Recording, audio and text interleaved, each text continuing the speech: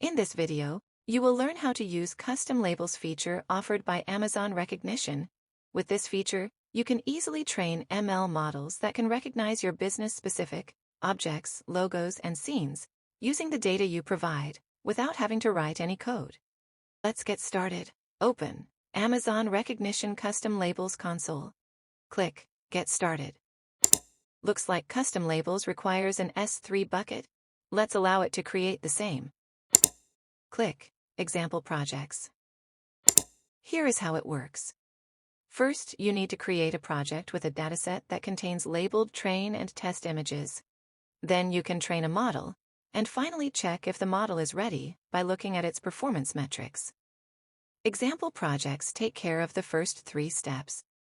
It creates a project, a dataset, and loads the dataset with labeled train and test data. Let's go through 4 important use cases that Rekognition supports. Image classification can be used for use cases where you need image to be classified into a class. For example, image on screen looks like a picture of a living room.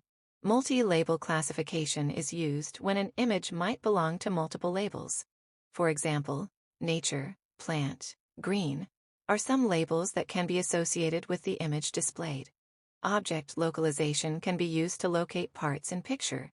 4th use case is to detect brands. The example project specifically is able to detect different AWS services. Let's go ahead and use this sample project. You can see that Amazon Rekognition is cloning sample project. Looks like project is ready. Let's explore dataset. Note that there are 33 images in the training dataset, and each image contains a logo of an AWS service. Let's explore test dataset. As the model needs to identify a logo in an architecture diagram, test data provided contains architecture diagrams with bounding boxes around individual services, along with labels. Our training and test datasets look good. Let's go ahead and train a model.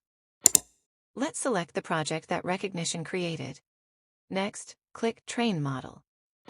Let's confirm on the pop-up as well. Once the training has completed, the model status changes to Training Completed. Let's check out the performance metrics of the model. You can see the F1 score of the model. You can also see precision, recall, and F1 score for individual labels as well. The model seems to have done an okay job, which might be because of the limited dataset size. We can improve the model further by providing it a larger labeled dataset. Since I trained it just for this demo, let's go ahead and try it out. Click Use Model, and then start to deploy the model. Model has been successfully deployed.